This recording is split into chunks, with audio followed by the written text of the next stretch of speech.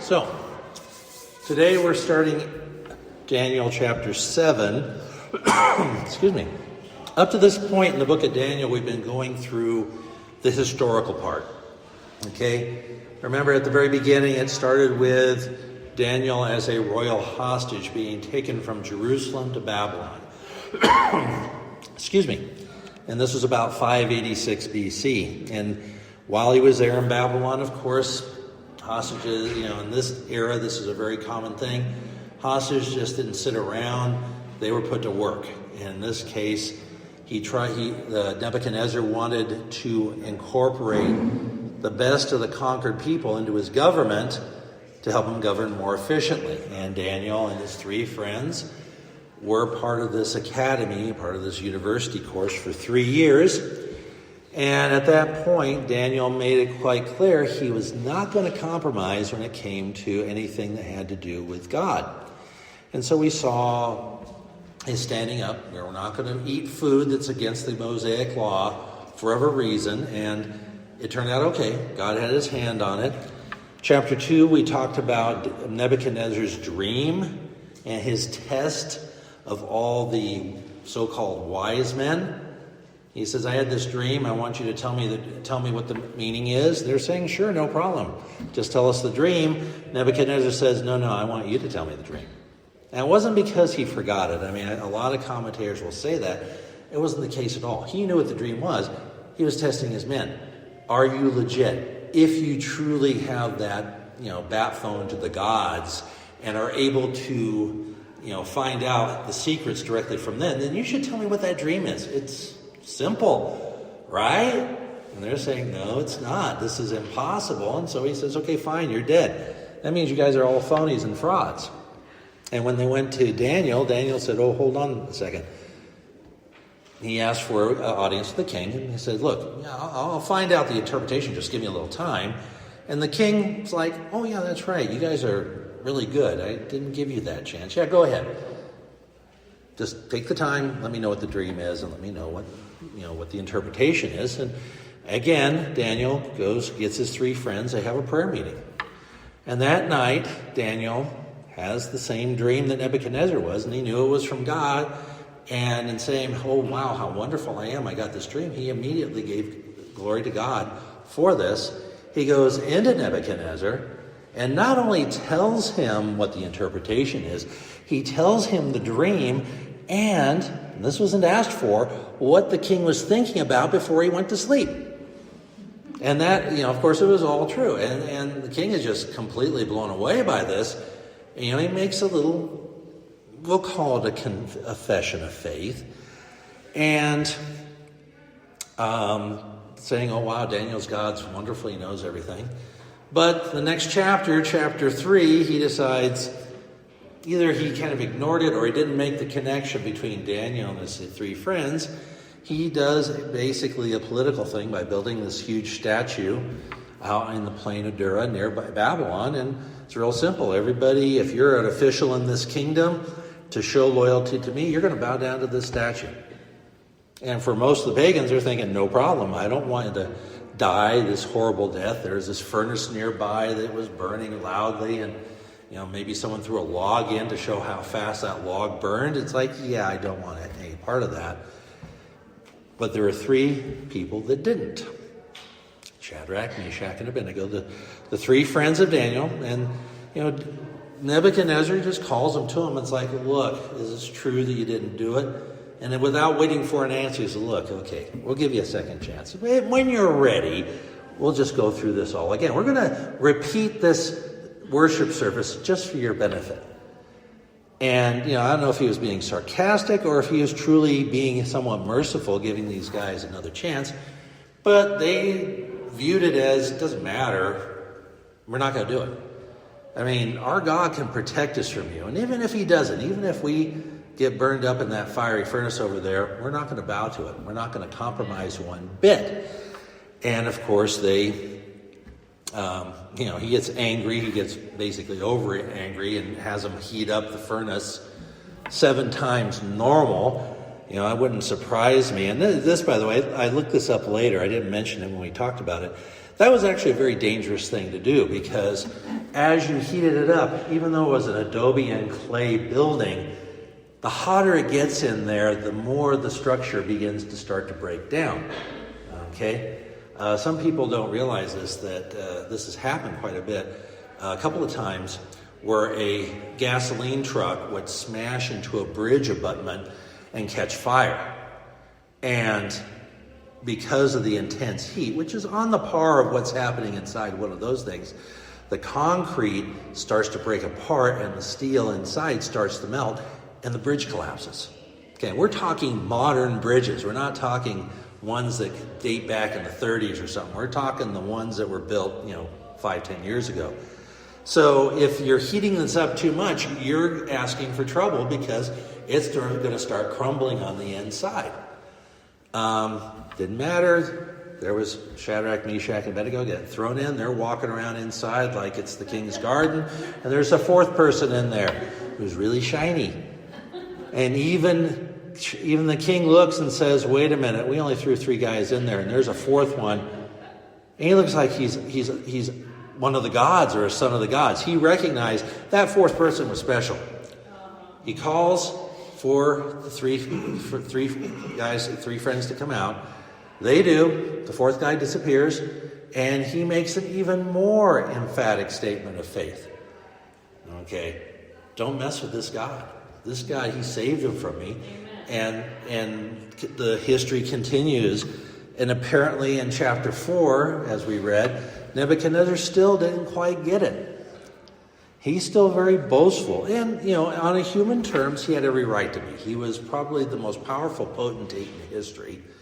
He never really had any great threats against him. Everybody respected him, probably because despite what a lot of people try to teach about him, even though he was a despot, everything he did had a purpose, and he didn't oppress people without reason. If you rebel against me, you're dead. But if you come to your senses and decide, no, we're sorry, we'll do it, okay, I'll relent. But you're still going to be a penalty that's going to be paid. I'm going to take your best guys and bring them to my government. But nobody felt bad about it, because they were all part of the system. And it's like, well, this isn't so bad. We're still getting food. We're still doing things. So in many respects, he was a fair king. But he was a boastful king. He was a proud king. He'd walk around Babylon. He said, look at this city I built. Isn't it wonderful? Isn't it just magnificent? And see, there's my name on the bricks. Every single one of these bricks on this building and on this street have my name on it. Gosh, I'm wonderful. Maybe he wasn't quite that petty, but he did say that. Look at my majesty. I built this. I did this. And so he has another dream. This time he dreams of a tree.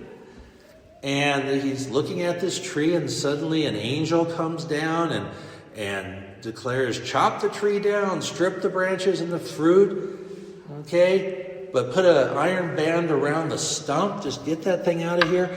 And he's, and basically what this represents, he's going to be eating grass like a cow, and he's going to be 7 years until he realizes that the God of heaven is the one who puts kings in place.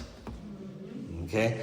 And if there is a theme verse for the book of Daniel, that's it. God has control over everything, and he puts kings in and he takes kings away any way he wants it. He's the one in charge. Well, of course, he calls for his wise men to figure out, hey, what does this dream mean? And they basically go, I don't know. Okay. This time he tells them the dream, and they're like, I've never heard of anything like that before. They're probably looking through their books or their little scrolls and thinking, hey, I don't get this. And he calls Daniel. Maybe Daniel wasn't there. Maybe Daniel was doing something else. He says, okay, Daniel, I know you can read dreams. Let me tell you about this one. I got a doozy for you. He tells him that, and Daniel's like, oh dear, this isn't good. I wish, honestly, Your Majesty, I wish this dream was about your enemies. You can tell there was that bond of friendship and mutual respect between the two. And Nebuchadnezzar says, well, what's it mean? Don't be afraid. He probably saw it on his face. It's like, oh yeah, no, tell me what it means. I don't care, good or bad, tell me what it means. Okay, here it goes. He says, look, you're king, you're the King of Kings. You're the most majestic one. God put you in that place. And notice he says it. God placed you as king of this kingdom. And you haven't given God the glory for it. So here's what's going to happen. You're going to lose your sanity. You're going to go out there and you're going to think you're a cow. Okay, you're going to graze the grass of the field. They're going to give you hay. And you're going to say moo and all the rest. And 7 years are going to pass. And you're going to actually finally come to your senses and give God the glory. And then Daniel adds a little bit of advice. Look, I don't want this to happen to you. I don't think you want it to happen to you. I mean, maybe you like cows. I don't know. But I don't think you want to be one. But what you need to do is repent. Give God the glory. Let you acknowledge the fact that God gave you this and allowed you to build Babylon. And maybe God will relent from the punishment. Well, a year passed, so apparently he tried. But there was one last boast. It's again, I guess he had another building project, and he's thinking just how wonderful he is. And a voice from heaven says, okay, time's up. You're going to be a cow. And boom, down he goes. And, he's mooing around and mowing the grass with his teeth and what have you. And, but what really is a miracle here is the kingdom continued on pretty much uninterrupted. Daniel and all the rest basically said, yeah, we got, King Moo Moo here, and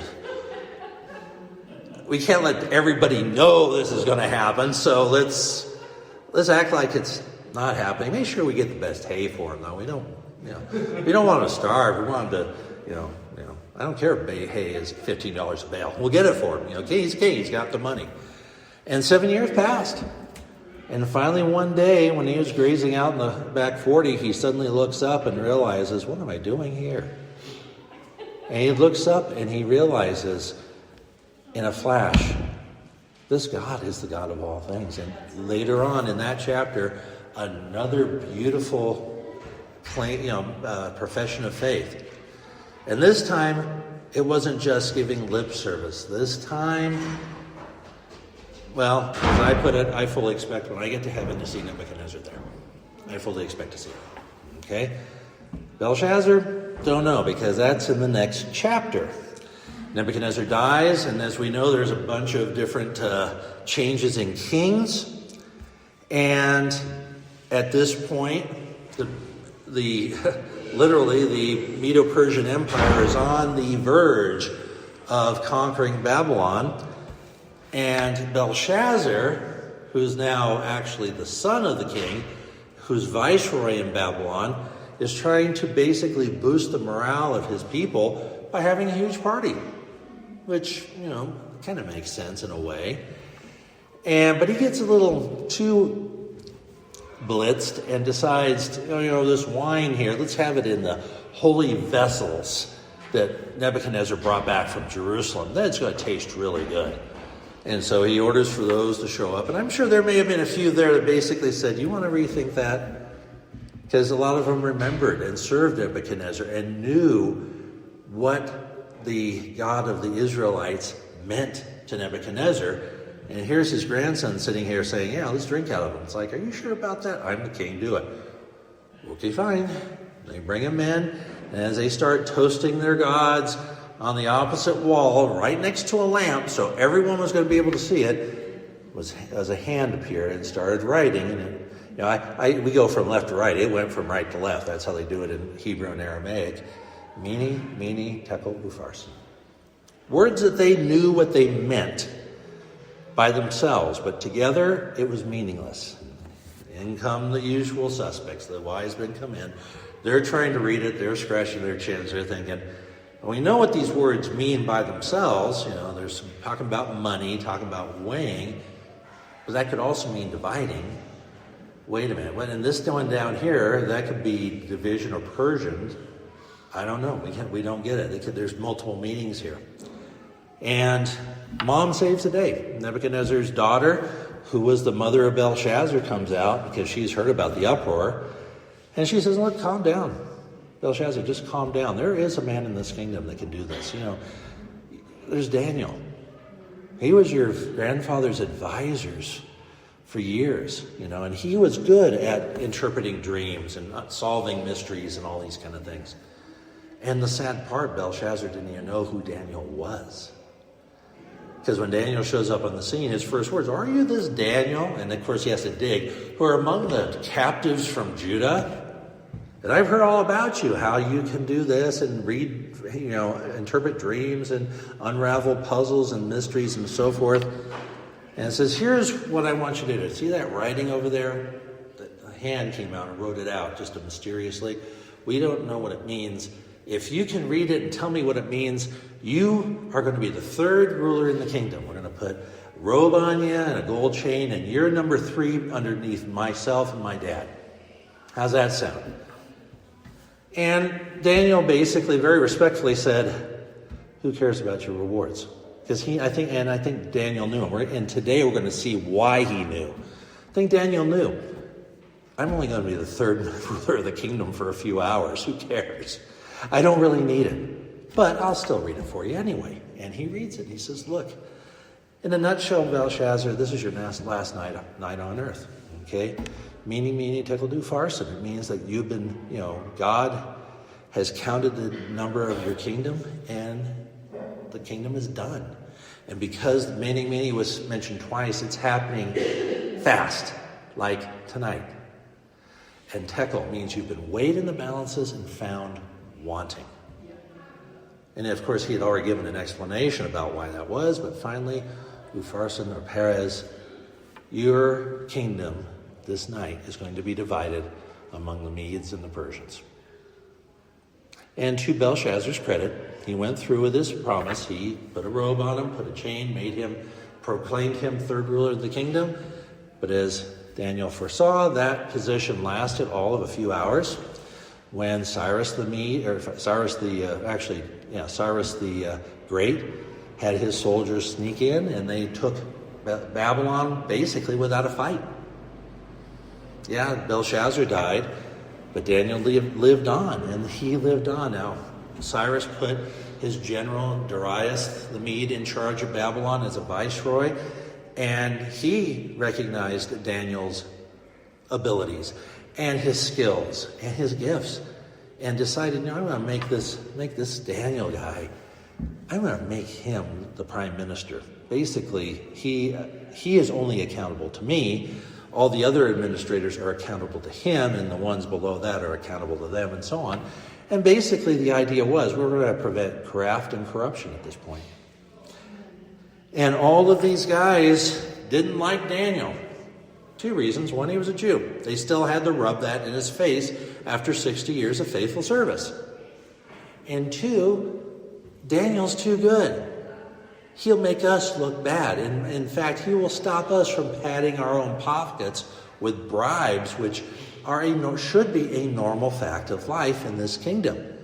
And it wasn't under Nebuchadnezzar. He was real sharp on that. But it started to, under the kings afterwards, and now with Darius, guy's 62 years old. He's already got 1 foot in the grave, probably. I imagine they're saying that. We don't know that for certain. He's probably not being able to pay attention, but Daniel can. So they decided to change the law to make Daniel's religion illegal. Okay? And they did it in a sneaky way. They all said, hey King Darius, we have an idea, and this is to solidify your control of the kingdom. And all of us administrators agree. Daniel's not there, but they're making it sound like he's one of them that says they agree. What we need to do is over the next 30 days, no one can pray or make petition to anyone or any God except to you. And that way, they'll be basically acknowledging your overlordship, your kingship. And if they don't obey, we don't have a fiery furnace handy, so we'll just throw them in with the lions. And if you looked at it, it's the same thing Nebuchadnezzar did with the huge statue. It's the same purpose, only it was done in a different way. And Darius basically thought, everyone seems to think it's a good idea. To be honest, it makes sense. It should solve the problem. But he didn't realize that they were trying to target one religion, and in particular, one person. And sure enough, after the decree was signed and published and everything, Daniel's there. He's heard. He knows about it. He knows what's going to happen. He goes to his house, opened his windows, didn't keep them closed. He opened them up, facing Jerusalem, praying 3 times a day. And of course, people were watching him because they knew we're going to nail him for this. And when he was praying, they broke in, they arrested him, they dragged him down to the king, said, this Jew, this captive, doesn't respect you. He's breaking your law blatantly by not praying to you. He's praying to his God. So, king, you know what to do. You know what the law says. And the king basically says, ooh, I have been bamboozled. That's not what I want to happen. And I think they were a little shocked at that. It's like, oops, well, we're safe. Because the laws of the Medes and the Persians, you can't change the law. King, you can't change your mind because you're a God. We're praying to you. Showing you change your mind shows that you're just human like the rest of us. Can't do it. No matter how hard you try. Daniel's dinner for the lions. Well, he tried all day to see what way he could get around it. He discovered he couldn't. So as Daniel goes down into the lion's den, the king's saying, Daniel, the God whom you serve, he's able to save you.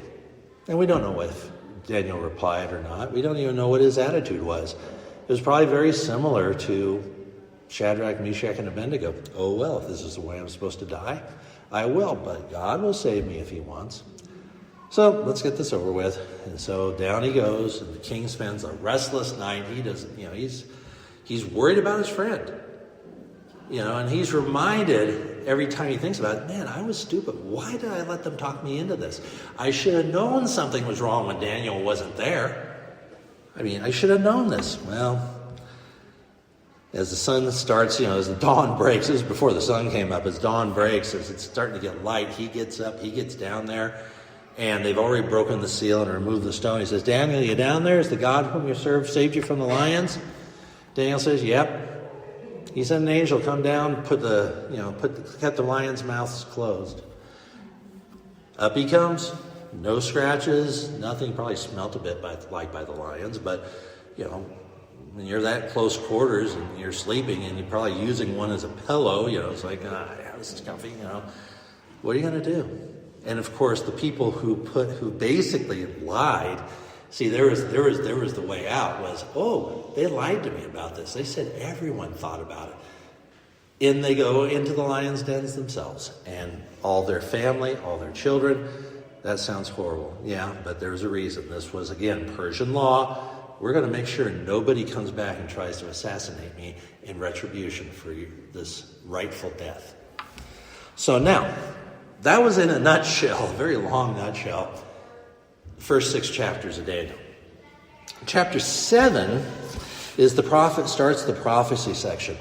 And if you got your Bibles with you, go ahead and turn to Daniel chapter 7, because we'll be starting in verse 1.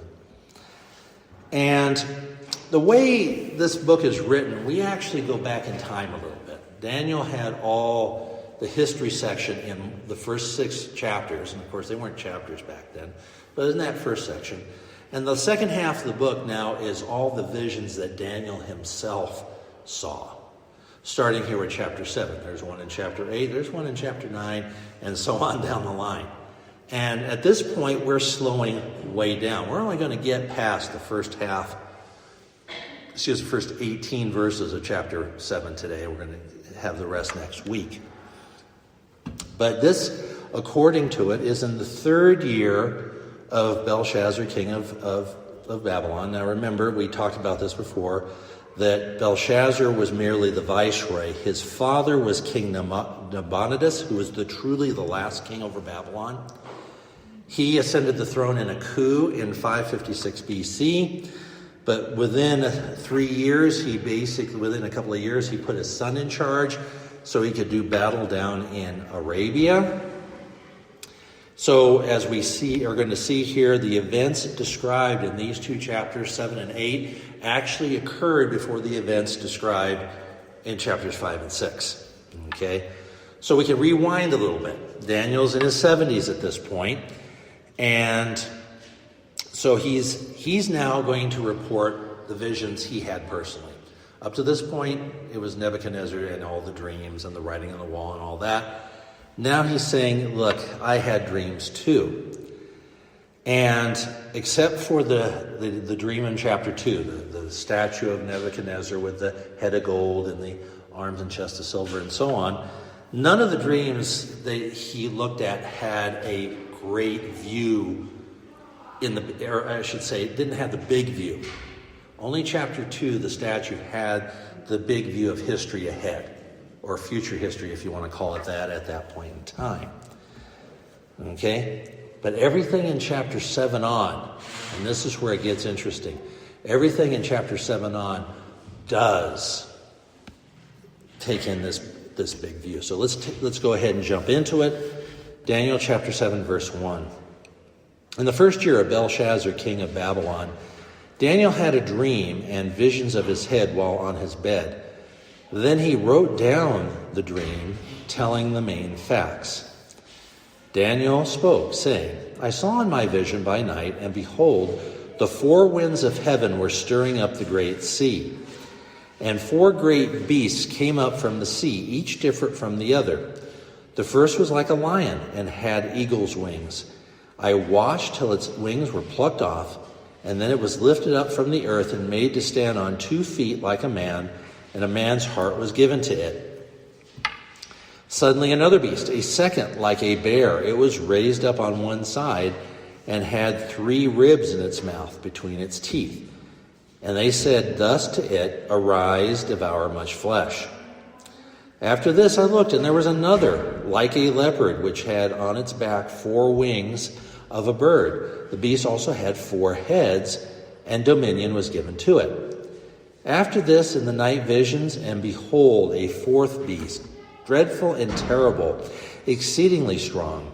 It had huge iron teeth. It was devouring, breaking in pieces, and trampling the residue with its feet.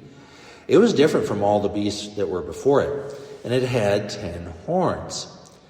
I was considering the horns, and there was another horn, a little one, coming up among them, before whom 3 of the first horns were plucked out by the roots. And there in this horn were eyes like the eyes of a man, and a mouth speaking pompous words. I watched till thrones were put in place, and the Ancient of Days was seated. His garment was as white as snow, and the hair of his head was like pure wool. His throne was a fiery flame, its wheels with a burning fire. A fiery stream issued and came forth from before him. 1,000 thousands ministered to him. 10,000 times 10,000 stood before him. The court was seated, and the books were open. I watched then because of the sound of the pompous words which the horn was speaking. I watched till the beast was slain and its body destroyed and given to the burning flame. As for the rest of the beasts, they had their dominion taken away, yet their lives were prolonged for a season and a time. I was watching in the night visions, and behold, one like the Son of Man, coming with the clouds of heaven. He came to the Ancient of Days, and they brought him near before him. Then to him was given dominion and glory and a kingdom, that all peoples, nations, and languages should serve him. His dominion is an everlasting dominion, which shall not pass away, and his kingdom, the one which shall not be destroyed. Amen. I, Daniel, was grieved in my spirit within my body, and the visions of my head troubled me. I came near to one of those who stood by and asked him the truth of all this. So he told me and made known to me the interpretation of these things.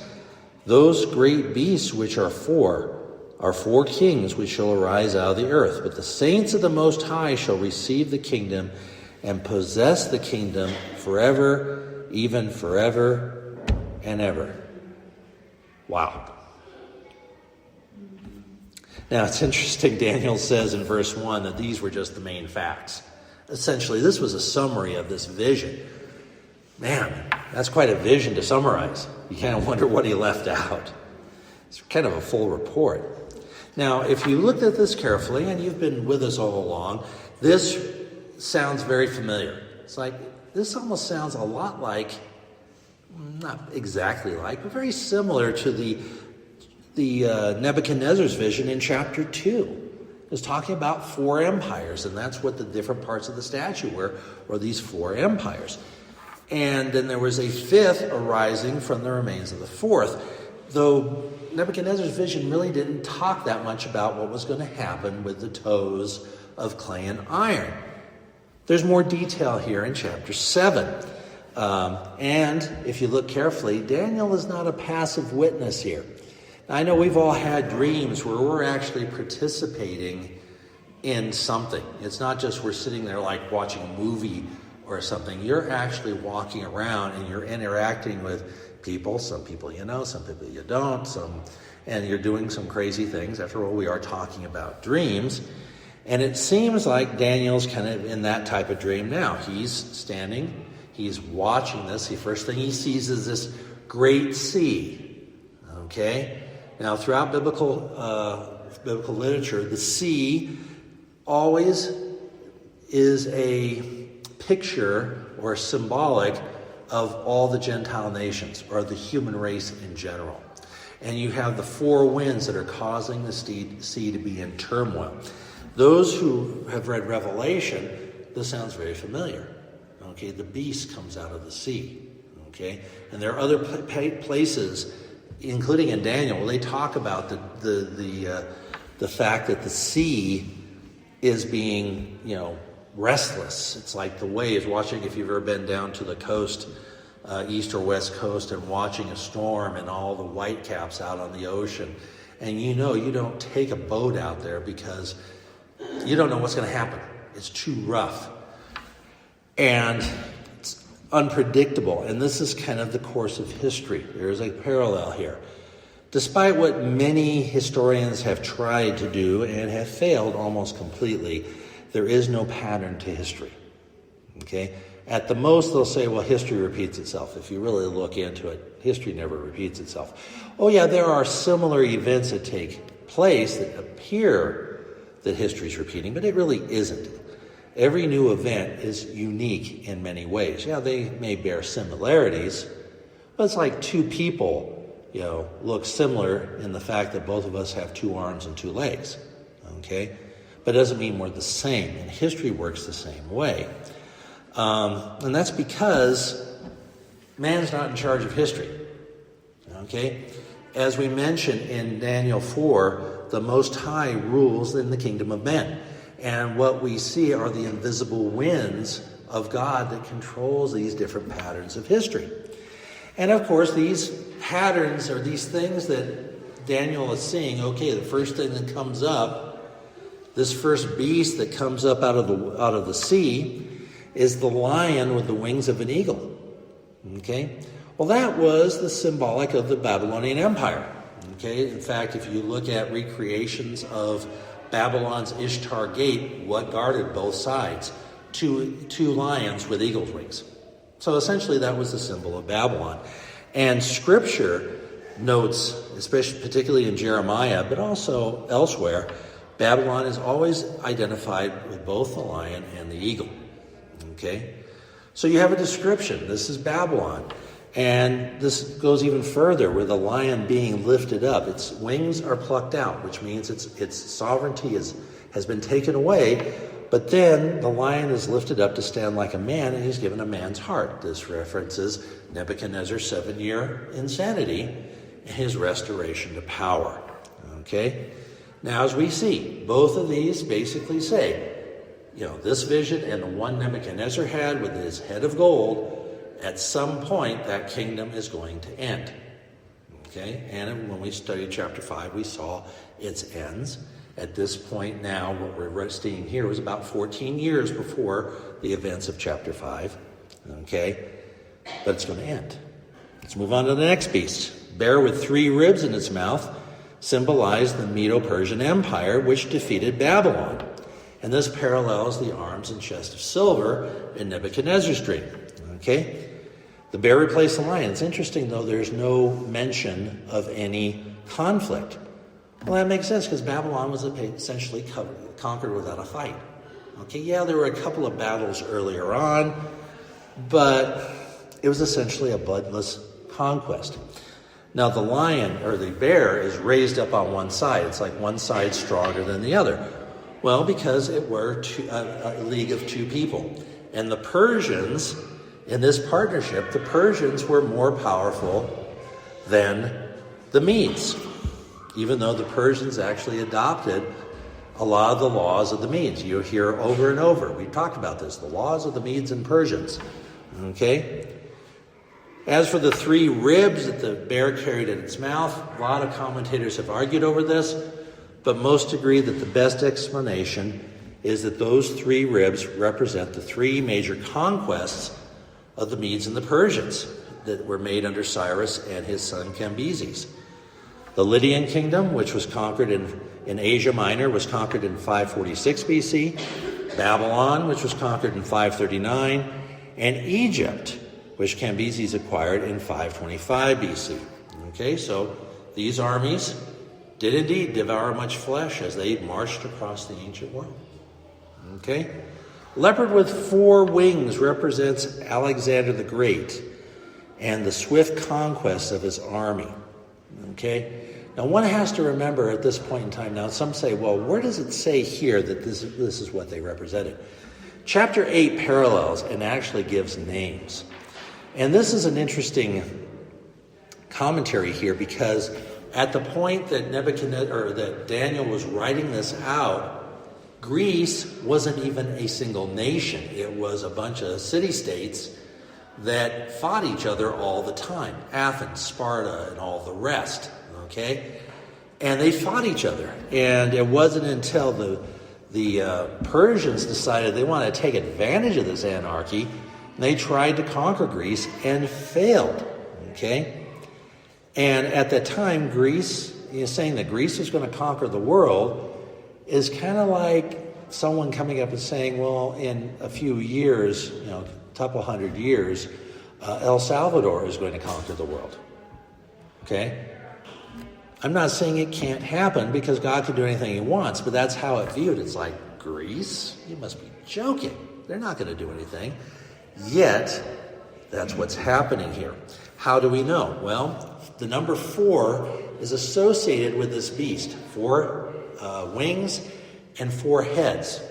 Now, no other empire had this number. Why was that important? Well, Alexander died in 323 BC at the age of 32. He had just got through conquering this huge area, and he had not made his will, and he didn't even have an heir. I mean, his heir had yet to be born. Okay? So, after a brief time of kind of fighting, his kingdom was divided up into 4 kingdoms, one to his 4 generals. The 2 of interest that we're going to talk about later, but we need to know, the area of Judah and Judea, okay, and a part of Egypt was given to Ptolemy. Keep that name in mind. And then Syria and a good portion of the old Babylonian area was ruled by Seleucus. And there was another kingdom in Asia Minor, another one in Greece. We don't need to worry about the names of those kings, okay? But Seleucus and Ptolemy, they're going to actually figure strongly in a later chapter here in Daniel, okay? So the kingdom was divided into 4. That could only be Greece. History shows that, okay? Then there was beast number 4. Dreadful and terrible, unlike anything known to the human race. Some versions saying terrifying and frightening and very powerful, more fearsome than any of the preceding empires. This represented Rome. And there's no really getting around that because Rome was the strongest of all these empires in terms of military might. They were strong. It was enduring as iron and as uncompromising as a beast on a rampage. Okay? Roman legions swept across the ancient world and defeated one nation after another. And even though it was still smaller than Alexander's empire, it was nothing to sneeze at. It controlled Europe, or basically the ancient world, from the Atlantic east to the Caspian Sea, and from the whole of North Africa, north to Britain, and to the Rhine and Danube rivers in Europe itself. And it lasted a long time, which iron does. Okay? How long? Well, the empire in the West lasted about 500 years. But the empire continued on in the East for another 1,000 years. Now think about that. Nebuchadnezzar's empire lasted about 40, 50 years. Okay? The Persians, about 200 years. Alexander unified about 15 years, 10 or 15 years. The other empires lasted a couple hundred years until each one was conquered by Rome. Okay, those 4 successor empires after Alexander. But Rome, in some form or another, lasted until 1470 AD, 1470, when Constantinople was conquered by the Ottoman Turks. Okay? That's nothing to sneeze at. And that's why iron was used as an example of how that nation worked. Because it was, this is the legs of iron with Nebuchadnezzar's image. You had the 10 toes, and then as here we have this other mystery, the 10 toes of clay and iron. Now, as we said, Nebuchadnezzar's dream really never talked about it. Okay? What was that? Okay? Well, before we address that, let's mention all these empires had something in common. They had a golden age, peak of power, then a decline, and then they were destroyed. Okay? And the Rome, there was no exception to that. Okay? But now, this dream, just as Nebuchadnezzar's dream did, we jump to the future. We look at a part of this dream that has not yet been fulfilled of this prophecy. Okay? Verse 12 talks about, how each kingdom continues to exist in some way within the succeeding kingdoms that it devoured it. Okay?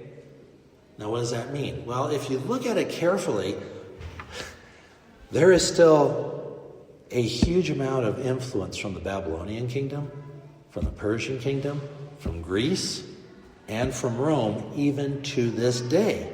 History verifies this. How so? Well, you might not know some of these little tidbits because unless you're into that kind of thing, you wouldn't know. First off, Babylon was never destroyed until much later.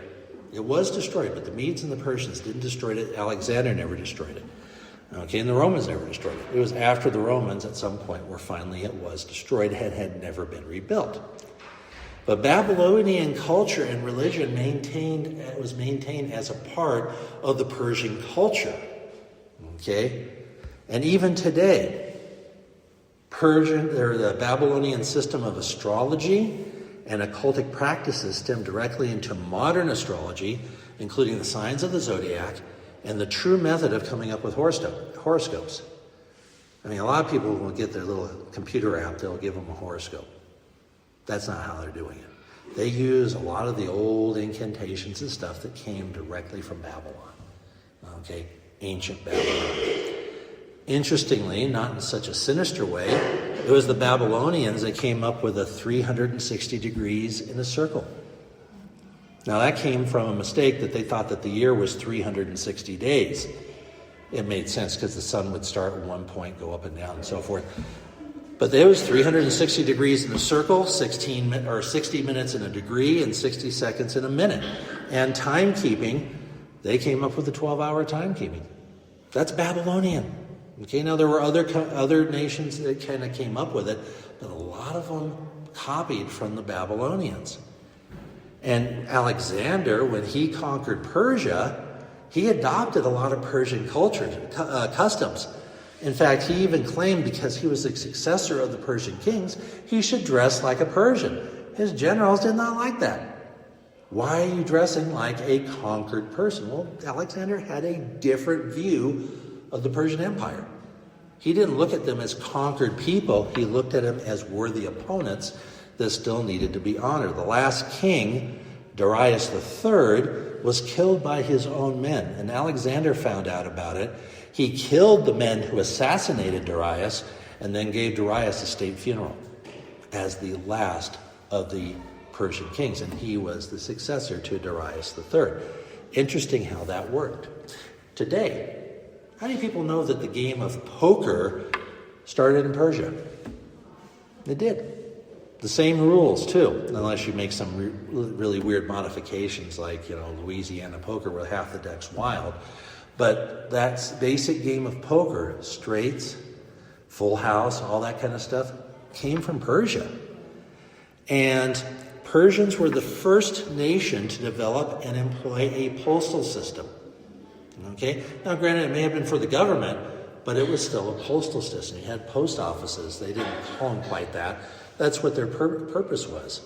Riders, they kept riders so they could send messages back and forth, kind of like the Pony Express. And they had a network of roads that, the Romans, probably mastered that art, but it was the Persians that started building roads to connect all parts of the empire.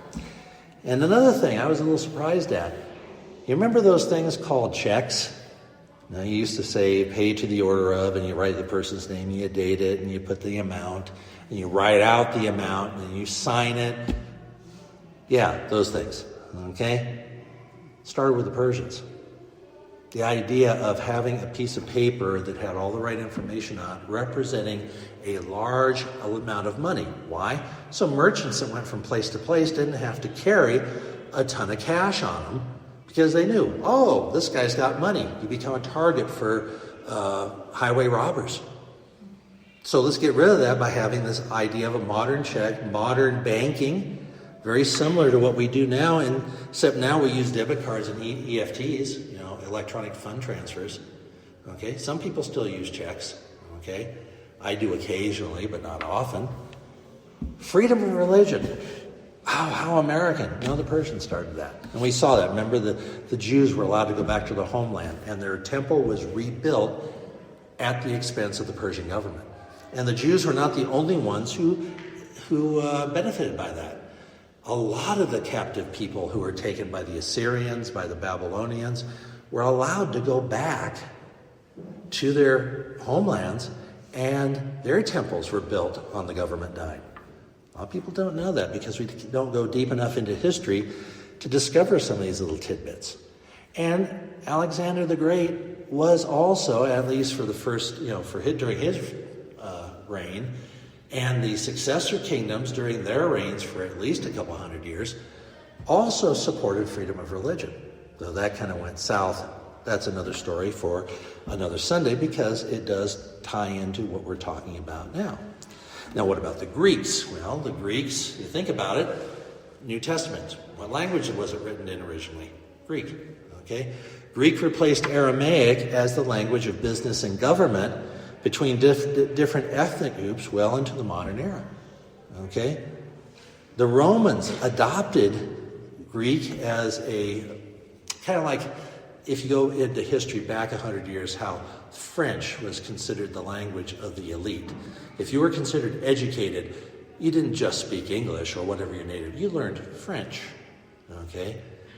It's not so much that anymore, but it used to be, go back 100 years, it used to be that. Well, the Romans, that's how they viewed learning Greek. If you want to be considered educated, you learn Greek. Okay? The Romans adopted the Greek gods. Every single one of them. All they did was change the names to Roman names. What the Greeks called Zeus, the Romans called Jupiter. What the Greeks called Ares, the Romans called Mars. Okay? What the Greeks called Poseidon, the Romans called Neptune. List goes on. Okay? They perfected the roads. We talked about that already when we talked about Luke, that allowed free transport and efficient transport all over the Roman Empire, and some of these roads are still with us today. They became either the basis of modern roads in Europe, or they're still preserved, often some backwood, but you can still see those Roman roads. Greek philosophy. We still talk about Greek philosophy. When I was a teacher, one of the newest things that came out, and that's why I said new, because it really wasn't, was this called the Socratic method of teaching, from Socrates. And basically it was a different way of dealing with debate. Okay, we don't have time to go into it. But that became a fad among the education world as far as I know, some places still use it, just because it actually is not a bad method. It tries to get people out of there thinking, this is my opinion and that's it, to, okay, we're going to have a gentleman's conversation. You're going to tell me your position and you're going to tell me why that's your position. Then I'm going to tell you my position and tell you why it's my position. And then we're going to come to some agreement, usually an agreement to disagree. Okay? But it goes much deeper into that, much more about it. The whole concept of democracy comes from the Greeks. Okay? The Romans, of course, took that a step further. They had the concept of the republic. Okay? The United States is not a democracy. It is a republic. Okay? Never has been a democracy. There's a huge difference. And, of course, the Senate. That was the Roman institution that was supposed to be paramount even over the emperor. Our alphabet is called the Latin alphabet. The religious forms that are used in the Roman Catholic Church come from Rome, okay? Including Latin as the official language of the church. You go to Vatican City and go to an ATM that they have there, you have a choice of English, Italian, or Latin to transact your business. Kind of interesting, okay? Roman law is the basis of a huge portion of our law and European law. A lot of the terms, if you are familiar with, some of these legal terms, ex post facto, habeas corpus, pro bono, quid pro quo, a priori, de facto, de jure, in absentia, and so on. Those are all Latin terms that we still use today in our courts. Okay? The Roman concept of money was based on weight of precious metals. So even today, you have the British pound, the Turkish lira, which actually means a pound. Even the dollar were based on weights of precious metals. And the cent, little penny, the cent, that's Latin for 1/100th, or 100th part. Here's something I don't think you probably knew. The gauge of our railroad tracks, the gauge, the distance between the rails, 4 feet, 8.5 inches. Where did that come from? That was the distance between the wheels on a Roman chariot. That's where we got that from. Okay? Yes, the legacy of all these empires continue on today. So in a sense, that prophecy is kind of fulfilled. There's still a bit more. But then Daniel saw something that wasn't revealed to Nebuchadnezzar, this last or fifth kingdom that came out of the fourth. A human kingdom on earth, frightful, unlike any of the previous ones, and it would even declare war on God. That's how bad it was. And of course, we know what this is, the kingdom of the Antichrist. When we get to Revelation, we will read all about it, Revelation 13 through 19. This is an evil kingdom that's going to be destroyed when Jesus Christ returns to earth. Now, the judgment, Nebuchadnezzar saw the judgment in his dream, was a stone made without hands that tumbled down from the mountain and destroyed the statue. But that's all it talks about. Here in chapter 7, we go into a lot more detail. Okay, in the latter days, which is our future, there's some type of 10-state federation. Now, you have to remember that our concept of nations today didn't exist in Daniel's time. Every country was ruled by a king. You didn't have governors as we have them today, or United States, or presidents, or non-royalty that actually controlled it. Even the Greek city-states that were supposed democracies still had kings. So, trying to describe this in Daniel's language, Daniel was trying to describe something that essentially he was having issues with, because to him, I don't know what they're talking about. So this is a 10-state federation. So some of these 10 kingdoms that somehow are associated with Rome. Okay? And the horns, the horns always kind of represent royalty or power in some way. He had 10 of them. And then one of them, the littlest one, just basically uproots 3 of them and takes over completely, subjecting the remaining kingdoms as vassals. And All these rulers, here's one thing we have to happen. Well, maybe it hasn't happened or it's partially happened. No, the 10 kingdoms have to exist simultaneously. It can't happen, well, one kingdom rises and falls, and the second kingdom rises and falls, and the third rises and falls, and so forth. It's not going to happen that way. There are going to be 10 kings, and one of these power brokers are going to take over 3 kingdoms by force, and then all the rest are basically going to pledge their allegiance to him in some way. That's how that's going to work. Okay? And this little horn has some interesting features. It's arrogant and very proud. So that horn probably represents a ruler. Okay? And this final clause here is basically a world dictator in the last days. There's no other way we can read that. And we're going to have more, as I say, when we go into chapters 8 and beyond, especially in chapter 12, we're going to see a heck of a lot more that describes this guy. Now, Daniel, okay, he says we got these 10 kingdoms. There are 10 toes with Nebuchadnezzar, 10 horns here. Where are they coming from? Who are they? Are they the European Union? I already said why I don't think it's the European Union as a whole. I think it's going to be something else that probably comes from the territory of the old Roman Empire, which happens to be occupied by the European Union. And there are signs it might go that way. I mean, you've got the euro. All those countries use the same currency. And there is a lot of push to try to federalize the EU, much like a United States of Europe. But that hasn't happened yet. And so we can't really sit there and jump to conclusions because we don't know. Not all the pieces are in place. Okay? What we do know is they are an extension of the Roman Empire. And this man, which we call the Antichrist, is going to come, and the final world kingdom is going to be organized, and it's going to be actively opposed to God, period, and his people. And next week we get to really go into the nitty-gritties of how this is going to happen. Okay? But what's interesting here at chapter 9, okay, we've been talking about he sees this horn, and suddenly the picture changes to the 6th kingdom, which overthrows and utterly destroys all the preceding empires that were human. Okay? Attention is directed to the Ancient of Days, a term for God that was first mentioned in Ezekiel 1:13, but is repeated elsewhere. The fire, it's described here, represents the brilliant manifestation of his splendor, as well as the fierce heat of his judgment. Okay? He's trying to describe a river of fire. Think lava. Okay? Those of us that have seen volcanoes can say, yeah, it's a lava-like river of fire. Is this vast destructive power.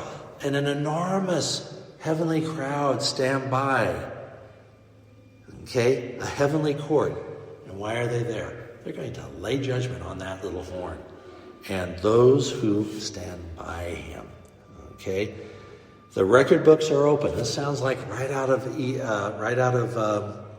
Revelation, the great white throne judgment. You know, all the books are open. Another book is open. What are these books? Probably a list of sins, of actions this person has taken. The record books are open, and the blasphemous beast is spewing out his boastings against humans and God until the very moment that he is condemned. His mouth is stopped as his physical life is taken away and his body consigned to the flames of judgment. All those who are not found written in the book of life are cast into the lake of fire. This is, again, tying us to the beast of Revelation. Now, the other remnants, this at this point, all the remnants of the world powers, the other beasts that we talked about, all the different things that still influence our culture, they come under judgment, and at some point they are also put away, because now there's no need for human-based government, human-based astrology, human-based anything. Because at this point, Christ has returned, and we see the glorified man who comes out of the clouds of heaven, according to verse 13. This person who appears before God in the form of a human being is of heavenly origin. And of course, we've seen this picture in the New Testament, particularly in the book of Revelation, describing the Christ as he appears in his glorified body. Okay? He comes to a place of coronation accompanied by the clouds in heaven. And he's just no mere human. He's identified as the Son of Man. By the way, this here, the term Son of Man is the first time in the Old Testament, in fact, the only time in the Old Testament, that refers to that as a messianic or a divine title. Okay? Jesus referred to himself as a Son of Man, and he made it clear to all the Pharisees that this is what his title was. You will see the Son of Man. And he talks about the Son of Man, and the Son of Man, it can only be Jesus. This person that we see here can only be Jesus. And Christ talks about his return accompanied by the clouds of heaven. Nothing could be clearer. This is Jesus. I've said it several times. This is himself with the two elements, like the Son of Man with the clouds, to begin his reign in heaven. He's brought before the Ancient of Days. He's awarded the crown of universal dominion. And this picture refers to his appointment as the absolute Lord and Judge. Oops. Pardon me. As the Lord and Judge of the universe. Okay? Given by God. And it's by virtue of his atoning ministry as God incarnate. The one who lived a sinless life on earth, who paid the price of redemption for the human race, and was vindicated by his bodily resurrection. He's now the judge of the entire human race. And now he's enthroned in heaven, and he'll be there until his enemies are subdued, where he will come down and form the supreme source of power on this earth. It's a beautiful promise. But it's interesting. We're not done quite, almost. Despite the victorious conclusion of this dream of now Jesus is now the ultimate power on earth, and his saints will be ruling with him, Daniel's he's distressed. He doesn't get it. He doesn't understand it. And as we go next week, we're going to see part of the problem is he's disturbed by this horn, by this little blasphemous horn. He doesn't know what to make of it. So he talks to an angel standing nearby. Could you tell me a little bit about what's going on? I don't get it. And this is probably a good portion of where the summary came from. The angel tells basically Daniel, look, these are 4 kingdoms that are to come up, and then they're going to dominate the world until the last days. But the ultimate sovereignty over the world will be granted to the saints of the Most High. And the reason for emphasizing the participation of God's people in the final kingdom may be because it is a literal, at that point, literal earthly kingdom rather than the spiritual domain, the millennium reign of Christ, which is said will be here on earth. Okay? Now there's much more. We haven't even hit half of it yet, but we're here going to stop at this point. We're going to look at next week. We're going to look more at this blasphemous horn and who this character may represent in our future. And we don't do this to try to scare people and to tell people, oh yeah, this is, you need to worry about who this guy is. You need to sit there and try to crack the code and see, oh, is it Ronald Reagan, or was it Bill Clinton, or Barack Obama, or as one person put it, can't be Joe Biden. But the thing about it is, people try to make a game of it. We are not to look for Antichrist. We are to look for Jesus Christ. Period.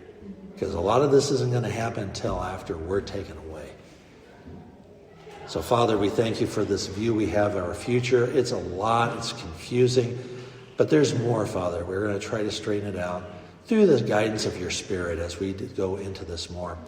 We praise you, Father, that you have given us a view of our future as you gave Daniel a view of his future, and that a lot of this applies even to us. We thank you again that you have brought us together as a church. We thank you for your Spirit upon us. We ask you to give us traveling mercies as we head home, and of course, give us wisdom as we continue on through the Scriptures and find out what you have to say to us.